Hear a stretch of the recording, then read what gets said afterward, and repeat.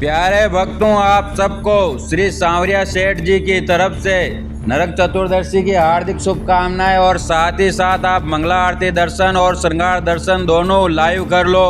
साथ ही आपको बताते हैं क्यों मनाई जाती है नरक चतुर्दशी। बने रहे। हरे कृष्णा।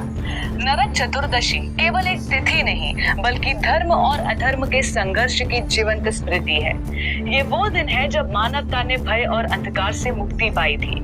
ये पर्व हमें याद दिलाता है कि जब अन्याय अपनी चरम सीमा पर पहुंचता है तब अवश्य भगवान श्री कृष्ण अवतरित होकर धर्म की स्थापना करते हैं और प्रकाश का मार्ग प्रशस्त करते हैं। नरकासुर एक पराक्रमी दैत्य था। वो पृथ्वी माता भूदेवी और वराह अवतार से उत्पन्न हुआ था। जन्म से ही उसे शक्ति और पराक्रम मिला, किंतु जैसे जैसे समय बीता उसका अहंकार और क्रूरता बढ़ती चली गई।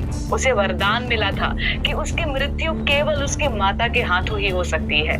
इस वरदान का घमंड उसे अधर्मी बनाता चला गया। उसने देवताओं को हरा दिया, उनकी शक्तियां छीन ली और 16,000 कन्याओं को बंधक बनाकर अपने महल में कैद कर लिया। इन कन्याओं की पुकार से स्वर्ग और पृथ्वी दोनों व्याकुल हो उठी। जब अत्याचार असहनीय हो गया तब भगवान श्री कृष्ण ने हस्तक्षेप किया। सत्यभामा जो भूदेवी का ही अंश थी और भगवान श्री कृष्ण की पत्नी भी, वे इस युद्ध में उनके साथ थी, क्योंकि वरदान के अनुसार नरकासुर का वध केवल उनकी माता से हो सकता था। इसलिए सत्यभामा ने युद्ध भूमि में भगवान श्री कृष्ण के रथ से ही उस दैत्य का अंत किया।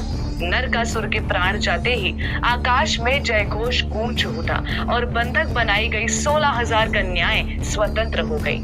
लेकिन यही इस लीला और कथा का सबसे गहरा मोड़ आता है। उन 16,000 कन्याओं ने मुक्त होते ही भगवान से प्रार्थना की, अब हम कहाँ जाएं? समाज हमें स्वीकार नहीं करेगा क्योंकि हम नरकासुर के बंदी गृह में रह चुके हैं। ये सुनकर भगवान ने करुणा से सभी को अपनी रानियां बना लिया। उन्होंने केवल उनका उद्धार ही नहीं बल्कि उन्हें सम्मान, प्रतिष्ठा और सुरक्षा भी दी। और ये परम पुरुषोत्तम भगवान श्री कृष्ण की करुणा, धर्म, तत्व का चरम रूप है। इसी स्मृति में नरक चतुर्दशी मनाई जाती है और समय के साथ ये छोटी दिवाली के रूप में भी प्रसिद्ध हुई। दिवाली से एक दिन पहले इस पर्व का उत्सव अंधकार के नाश और प्रकाश के स्वागत का प्रतीक है।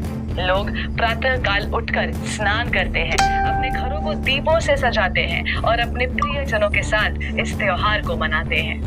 ये शुद्धि केवल शरीर की नहीं बल्कि मन और आत्मा की भी मानी जाती है, मानो हम अपने भीतर के नरकासुर का अंत कर रहे हो। इसी कारण इस दिन दीप जलाए जाते हैं और पवित्र स्नान किए जाते हैं। ये बहुत शुभ माने गए हैं।